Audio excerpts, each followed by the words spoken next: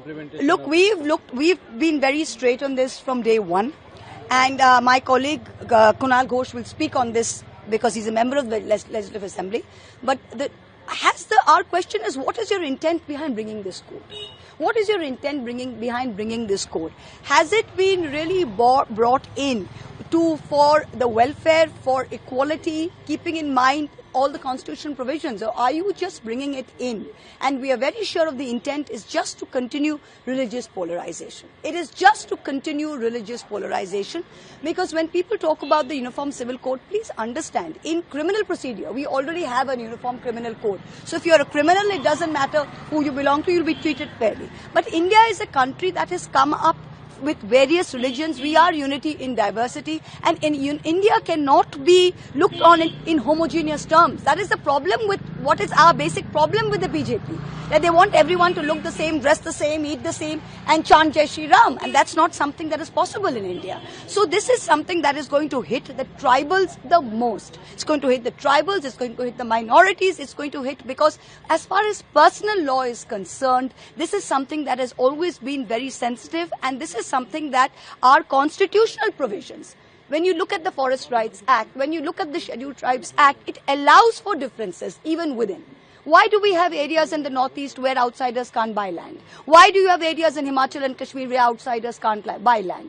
Why do you have these provisions? These are constitutional safeguards. So when you bring in something like the UCC with only religious polarization in mind, you are doing away with these constitutional safeguards.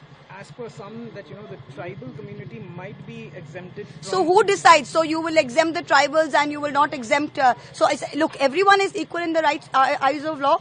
So you will exempt the tribals, you will not exempt the Muslims, you will not exempt the... who decides? If it is uniform, then it is indeed uniform. So again, within a uniform civil code, you are deciding how non-uniform it will be. If you are giving an exemption, then by nature it is not uniform. Right? Then it is just a particular selective civil code. It is not a uniform civil code. The minute you decide to give one group an exemption, it becomes a selective civil code. Who decides this? Then all the more intent that it is a religious polarization. And one question on the egg issue. Right. Multiple people of the BJP, especially the MLAs, they are of the opinion that they are working on it. It's not to promote vegetarianism, or it's not done in a way to, Oh, really? it. Oh, then what is it done for? Because there are only two reasons. Cuisine and midday meals, there are only two reasons why you would do this, why you would do away with an animal protein. One is that it is cultural, that we live in a society where the cultural is vegetarianism, where Jainism may be, if you're living in a part of Gujarat where Jainism is the predominant religion. So the reason is cultural, and second, that the second is that it is nutritionally superior or inferior. In this case, it is not cultural, because 98% of Bengalis are non-vegetarian. 71% of women are anemic. You have over, I think, 40% between 25 and 40% of school-going children of a certain age are stunted. So sitting in that condition, sitting in that situation, you cannot have where you're doing away with animal protein. So the reason is not cultural. Second is, it is nutritionally deficient. Eggs are a class A protein, which means all the amino acids are covered in that. But the only non-animal protein which is first class is soya. Our children don't like soya. When we feed it in schools, they don't like soya. So here you are substituting. So what is the reason? If the reason is not cultural and the reason is not to promote vegetarianism, give me one good reason. Why don't you make your MLA canteen in the West Bengal Legislative Assembly, give it to ISKCON? Why don't you eat Rajma Chawal? And what is Rajma? Do Bengalis know what Rajma is? I didn't know what Rajma was till I went to Delhi. Please tell me. If I go to Karimpur, I go to Nakashipada and I tell them Rajma ki, they'll look at me. They will not know what Rajma is. It is not a bean, it is not a lentil, it is not a legume that is native to Bengal and that people have a taste for.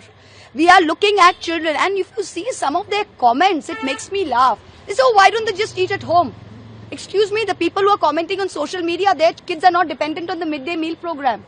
Our 40% of our school-going children go to school because that is the one nutritious hot meal of the day. In Tamil Nadu, when they started a hot breakfast, you found school children's attention span going up by 30%. Attendance improves. the better the food, it is something to say. It is a reality of our country that the hot, nutritious meal is what brings children to school. And you are doing away with eggs. So, this is absolute garbage. I would advise these MLAs and all our 65 traitors who have gone. I want them to go back to their own MLA constituencies and explain to their people how they are with these bunch of jokers. Another